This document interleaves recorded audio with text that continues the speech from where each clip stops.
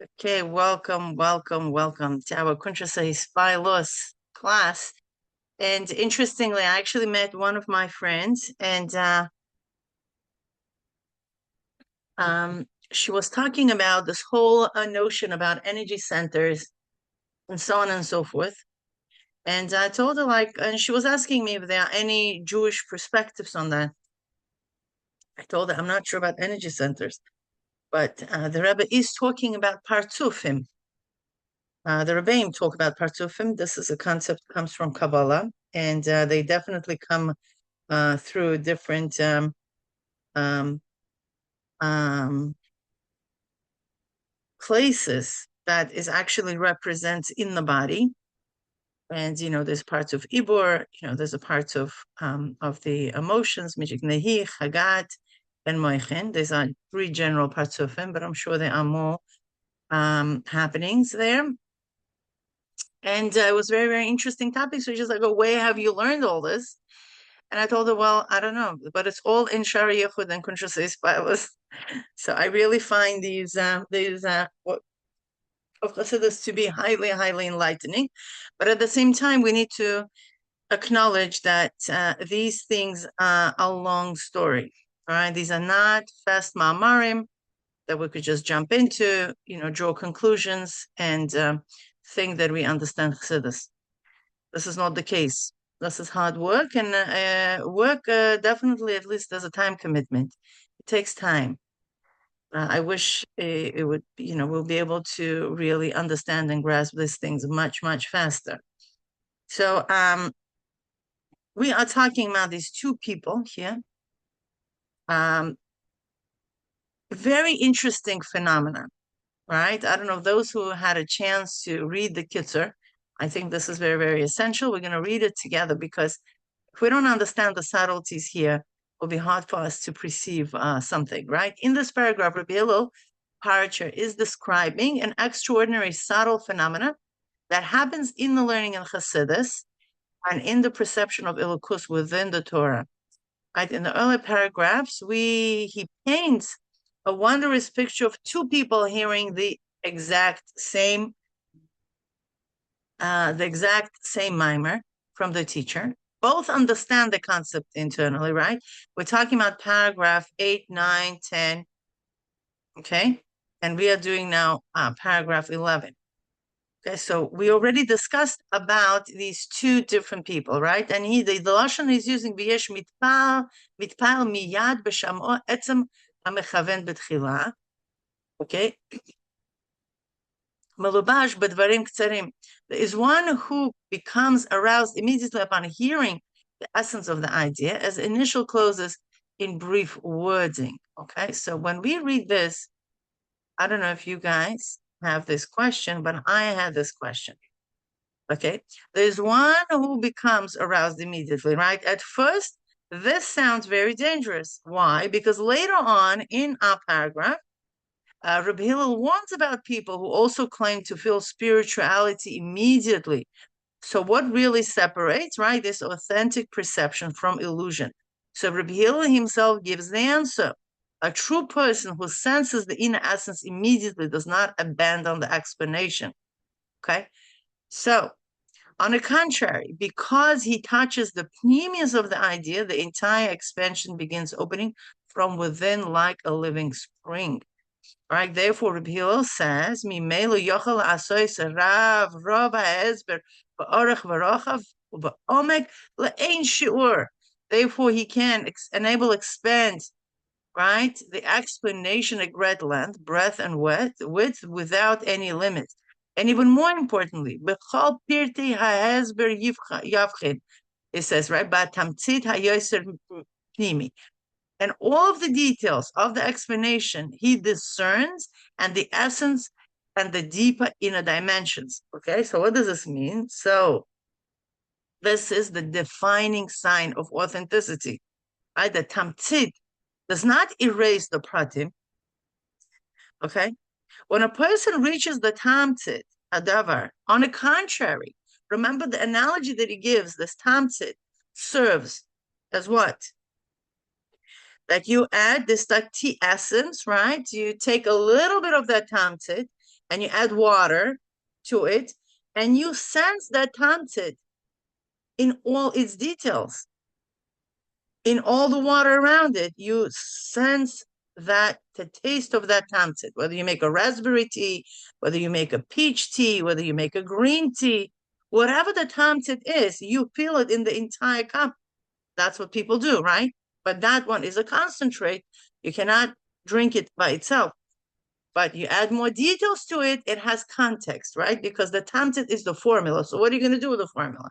Okay, Hashem is everything, everything is Hashem. So what are you going to do when you actually hit, when you land, when this concept actually lands to you? What do you do?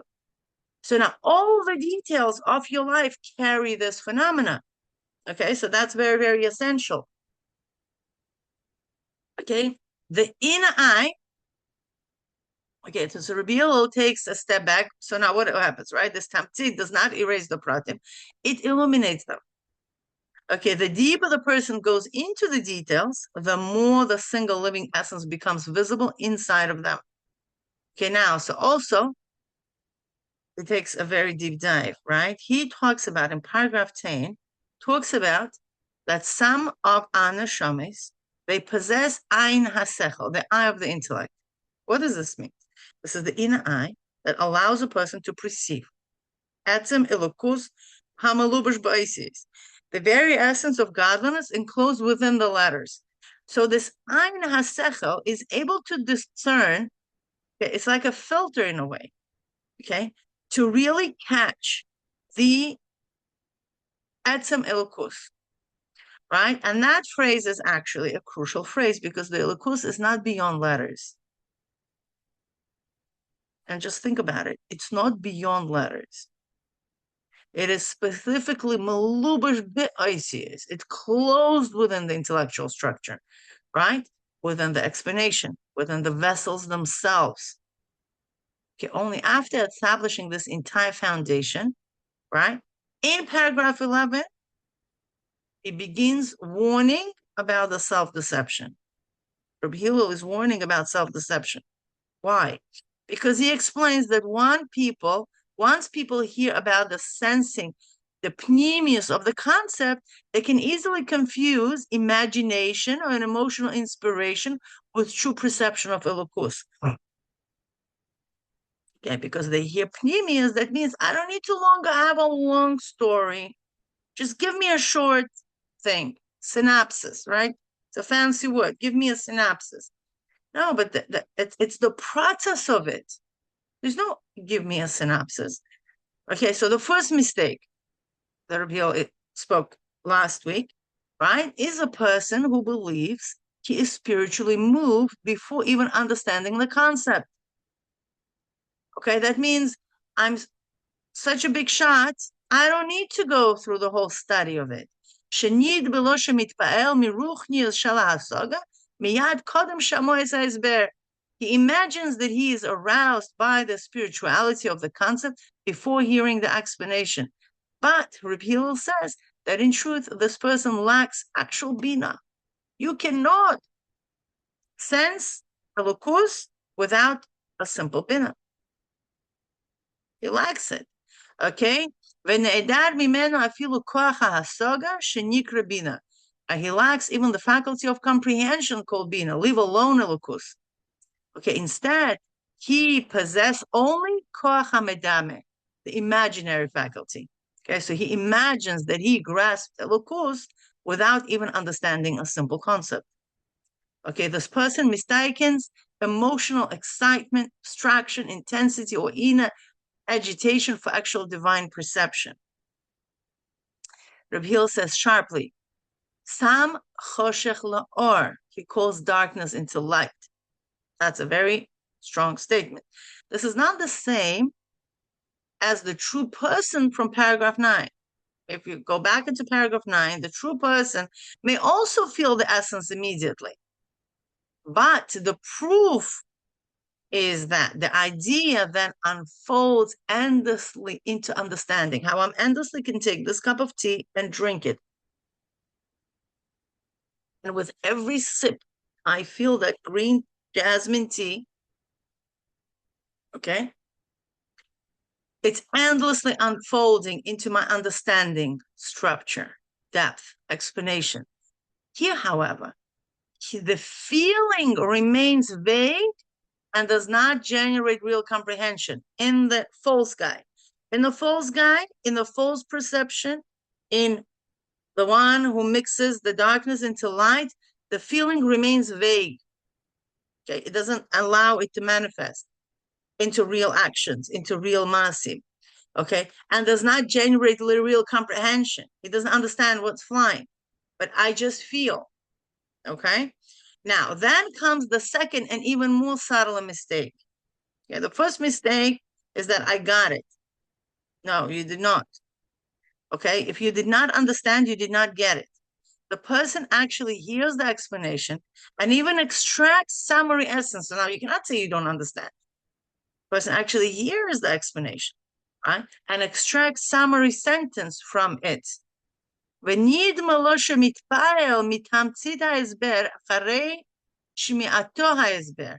imagines that he is aroused by the essence of the explanations after hearing it. So what could go wrong? Right? At first, this sounds almost identical to authentic person from paragraph 9.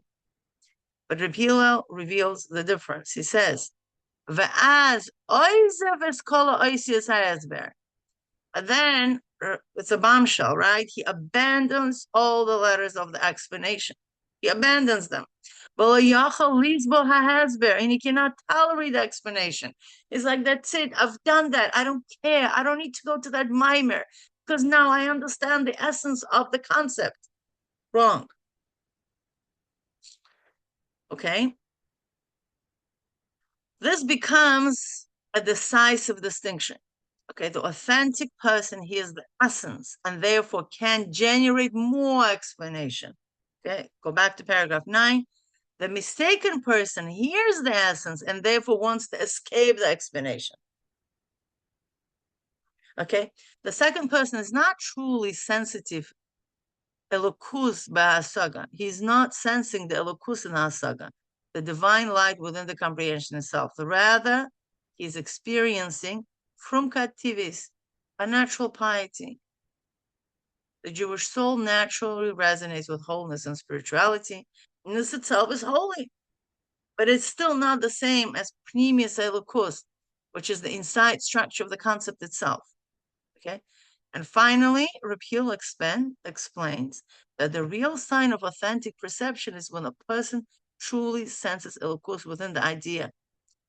Kulam yuskimu lahoiris al mehaveh echad klali, right?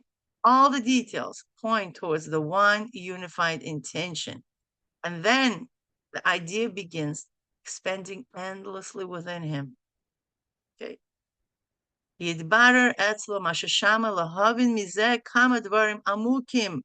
What he heard expands within him to understand many profound things. This is why Reb Hillel compares it to a river connected to its spring, to its ma'ayan. As long as the river remains attached to the source, okay, fresh water constantly flows. So too, when one is connected to the Pnimiyus Eloki, okay, within the Torah, the understanding never dries up. New depth, new insight, and new life continues emerging from within the very same idea. Okay, so this is very, very essential for us to really understand the distinction between the two. Okay, because, you know, it's funny, but I always want to bring the idea of the relationship. For example, right? When you live with your spouse, right, and this is a very healthy relationship, what ends up happening is no such a thing like, okay, I know you now, bye. I don't want to spend any time with you now. Right? This is like ridiculous for anybody to say that. Why? Because the indication that a person loves another person is the desire to be with that person, to spend time with that person, to talk to that person, to go places with that person. You understand? Like it's like virtually impossible. That's exactly what this is. Like a person cannot say, oh, I got the Elokus, now I don't need the letters. Doesn't work like that, because these are the letters of the expression, these are the letters of the Torah. They carry Elokus. So if you claim that you got Elokus, then all this, okay, all these Isis are holy letters. Okay, they're the ones that possess Elokus. So how can somebody say, I got Elokus and I don't need letters? That's something different. Do you understand? They missing the point. Okay, so they could get an intellectual idea somehow. Okay, they could scramble a certain understanding from what they heard, but a true Elokus, okay, you dwell in them. Okay, the more you go into it, they become, each letter becomes like a gate into a deeper understanding. And that's why we see with our Chachamim, they would just dwell on text and dwell on text and dwell. So what are you doing? Why are you dwelling on this so much? Well, didn't you understand it yesterday? No, I understood it yesterday. But the same letters are the gateway to deepening my understanding. And since I'm so essentially connected with Elokus, I want to go deeper and deeper and deeper and deeper by use of the same letters, because it is Ein Sof. Okay? Any questions so far? So we're going to go into the following paragraph. Okay, I'm just going to share my screen.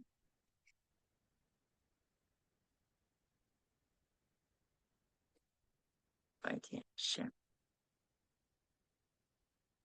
Okay, annotate, and we're going to go to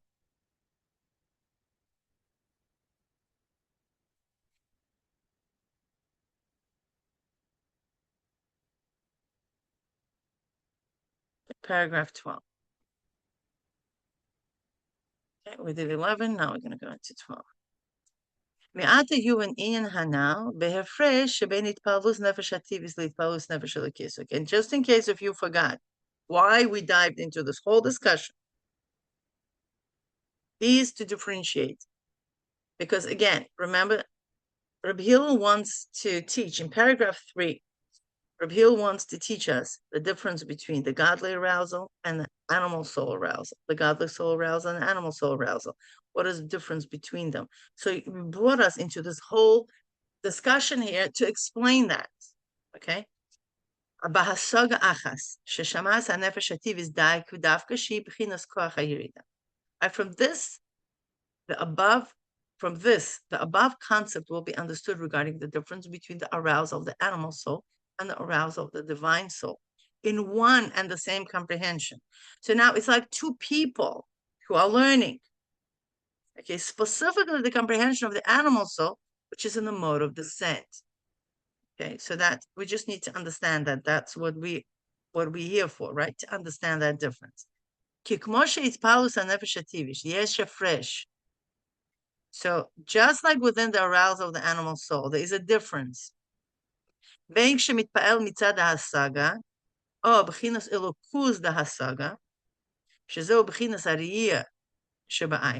Like just like the animal soul, there's a difference between being aroused from the comprehension itself, or from the godliness within the comprehension, which is the aspect of seeing, okay, in the eyes of the intellect in the heart, which we just discussed. שאין ערך כלל מזה לזה, כידוע, דאין דומה שמיע לראייה. Right? So these two are incomparable. As it is known that hearing is not comparable to seeing.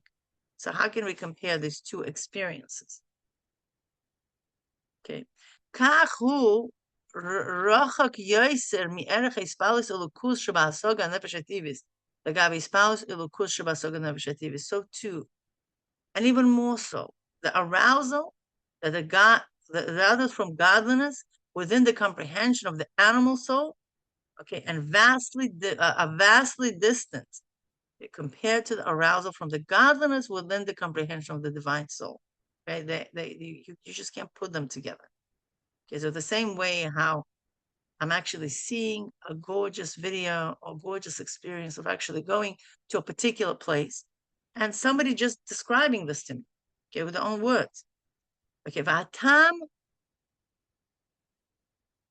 hanal.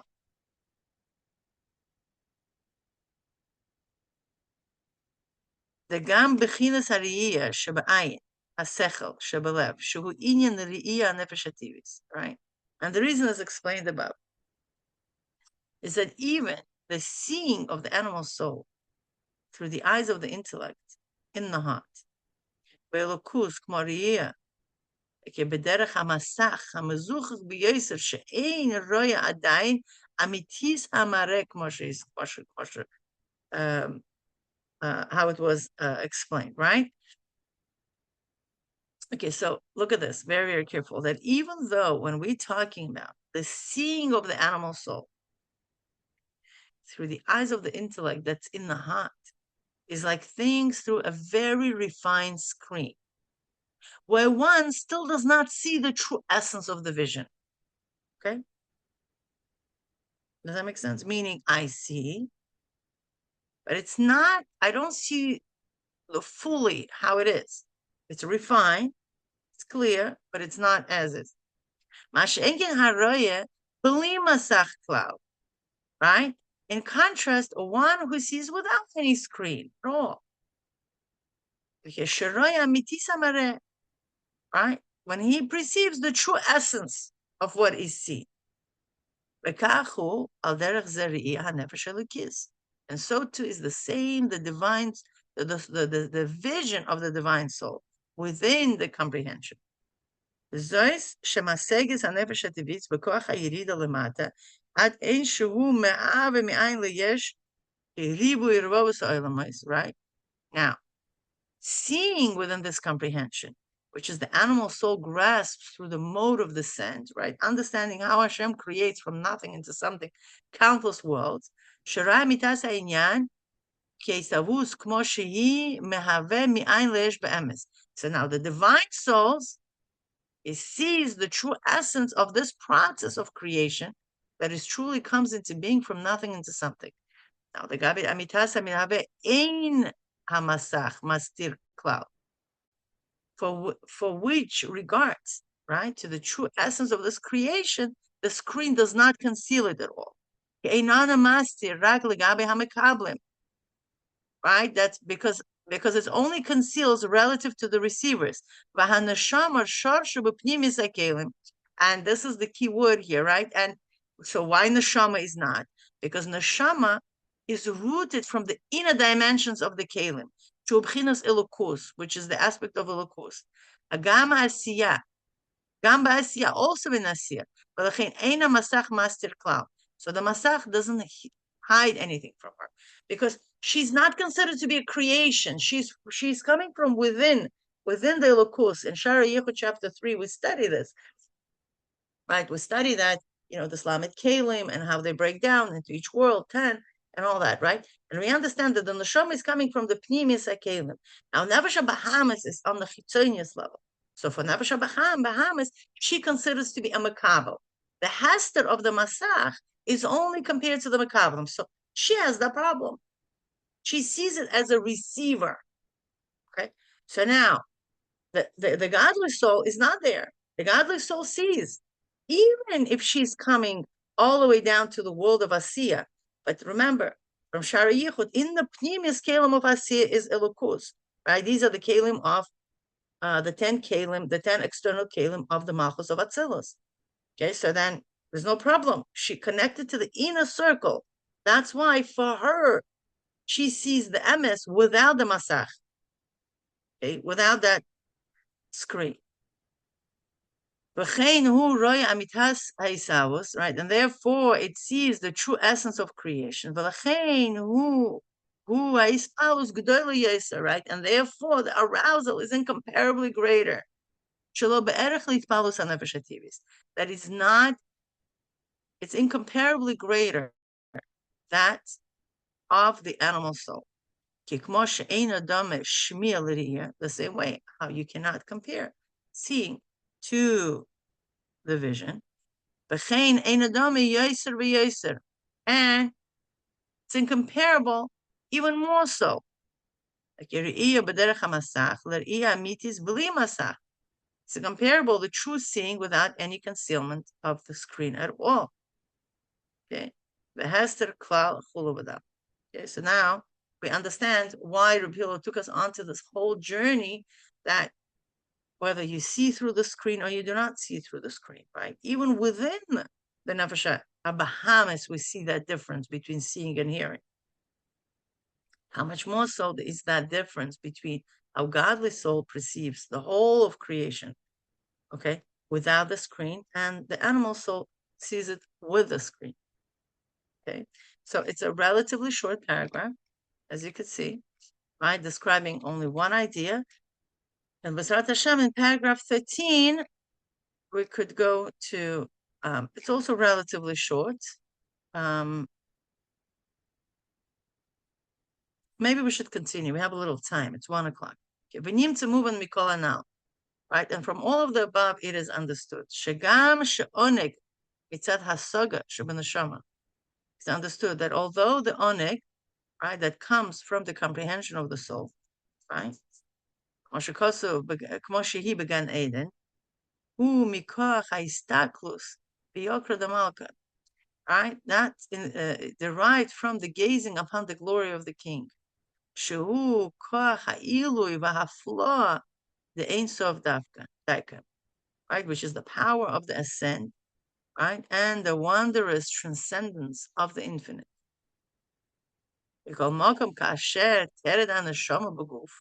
Nevertheless, when the soul descends into the body, right?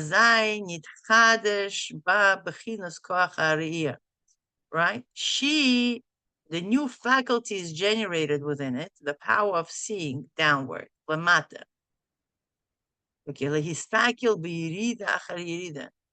To perceive through descent after descent, right? After the descent, the very divine nothingness, right? The ayin of Hashem. As how it creates, okay, existence from nothing into something.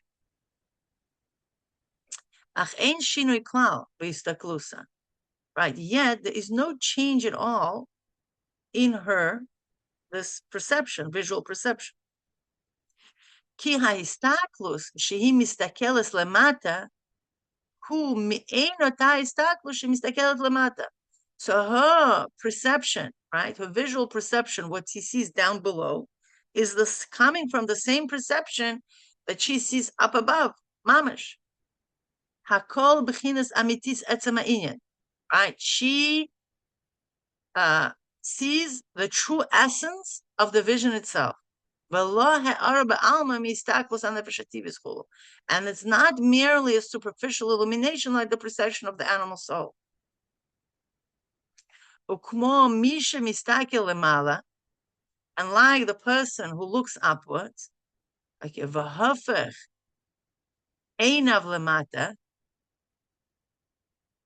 and then turns his eyes downwards, right? Let's say a person goes outside, looks up and looks down. It's the same vision. It's the same person watching. You just see what's going on in the sky and then see what's going on earth. Right? It's not like a different vision. It's the same vision a person is. It just depends which direction he's looking. Okay?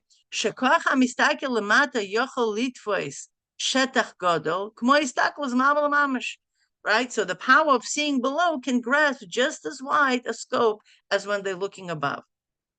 Right? And the root of the source of this new faculty of the soul comes, where it's coming from, right? It comes from the garment of the animal soul that encloses and conceals it. Okay, right?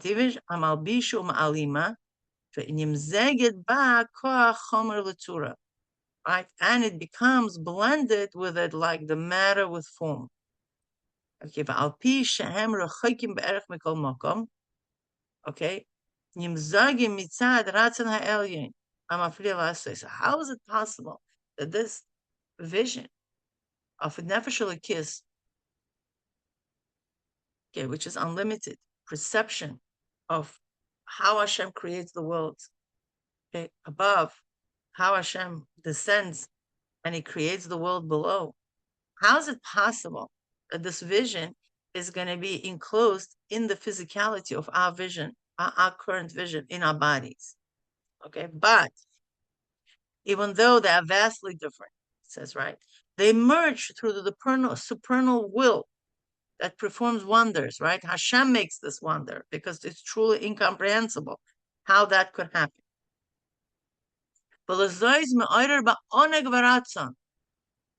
And therefore, this arouses within it a new dimension of pleasure and will, will and intellect and emotions, chadashim, new. Okay, hakol b'bchinas koach hayirida lemata, all within the koach of the yirida down below. Ve'im kein, afal pikein, and accordingly, even though the lowest level, the lower level in the divine soul, right, which is the ability to walk, to walk after Hashem, okay, without any reason or understanding. Okay, this is the lowest level of neshamah that's being manifested in our body. That we just go after Hashem. Does that make sense? No, it does not. Okay, how? When did we saw this power of neshamah being revealed? Come on, b'yitzes Mitzrayim. We saw that b'yitzes Mitzrayim. Tiv.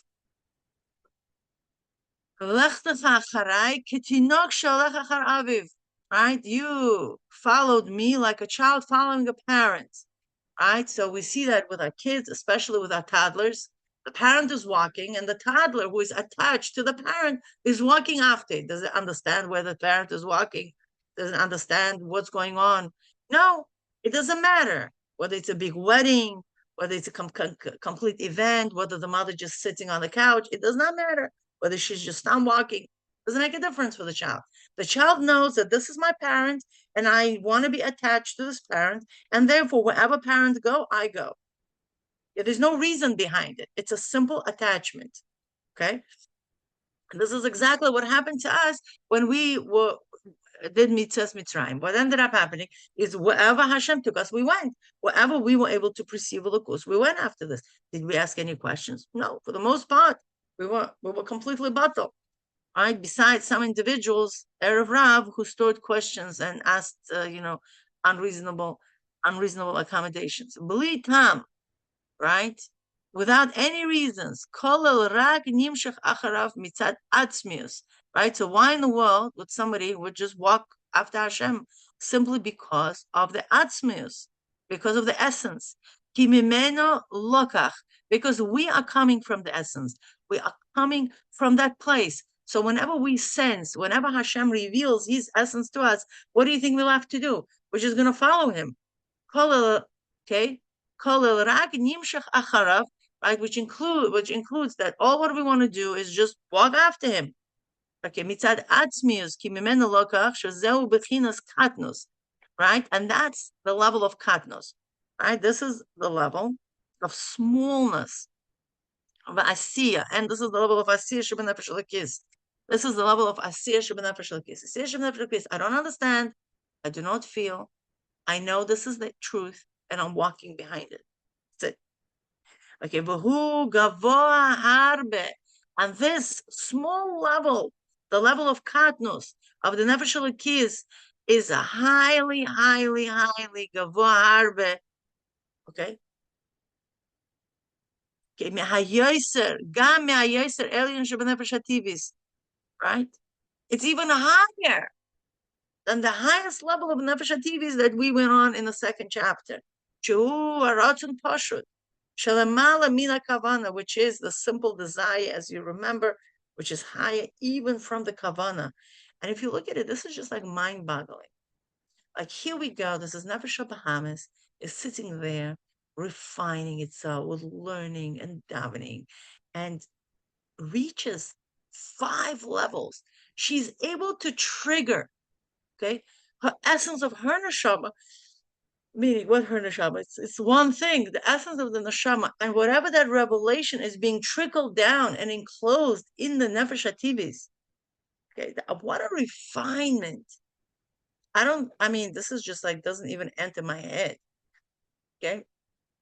And that fifth level that we discussed, the Ratzon HaPashut, it's incomparably lower to the lowest level of the Nefesh Elokus. Why is it? Like, hello, this guy, this girl spent all their life into this whole refinement. How does that make sense? That this is going to be lowest? Simply because even the highest, the Ratzon HaPashut, the vision is still, the perception is still done through the screen, through the masach. And that masach distorts. And here we go. Nefesh Elokus doesn't have that problem. So for her, she sees the truth not through a masach, through Pnimiyus HaKeilim. And regardless where she is, in Atzilus, she finds herself in Bria, she finds herself in Yetzira, she finds herself in Asiya, through the connections of the Pnimiyus HaKeilim, she's able to see all the truth. She absolutely has no distortion whatsoever. Okay? Even if she's in her state of Kuntres. Wow. Okay, Mikol Mokom, Elaboshim, Yud Koiches HaNefesh Elokus, or Yud Koiches HaNefesh HaTivis. Nevertheless, the 10 faculties of the divine soul are enclosed within the faculties of the animal soul. Tanuk, betanuk, pleasure in pleasure, ratzon baratzon, ratzon baratzon, sechel besechel, mides bemides chulu. V'koiches hanefesh hativis, me'oirim koiches hanefesh ha'elokis. And emotions within the emotions, right? And the faculties of the animal soul stimulate the faculties of the divine soul. He's chadesh behem, to renew within them koach hayirida, the power of the descent canal. Kol koach bifrat me'orer dugmosei chulu v'dal. Each faculty awakening its corresponding counterparts. Okay? That's what it is. What a descent for Nefesh Elokus, right? And what an ascent for the Nefesh Bahamas.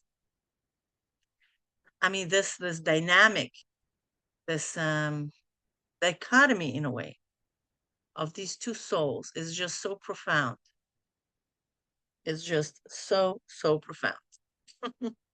Okay, I hope you guys enjoyed this short clip. We did 2 paragraphs, which is amazing, paragraph 12 and paragraph 13. And Bezrat Hashem, we will continue learning next Wednesday, same time, 12:30 Eastern Standard Time.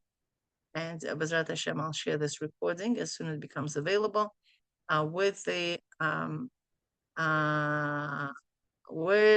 summaries. Bezrat Hashem.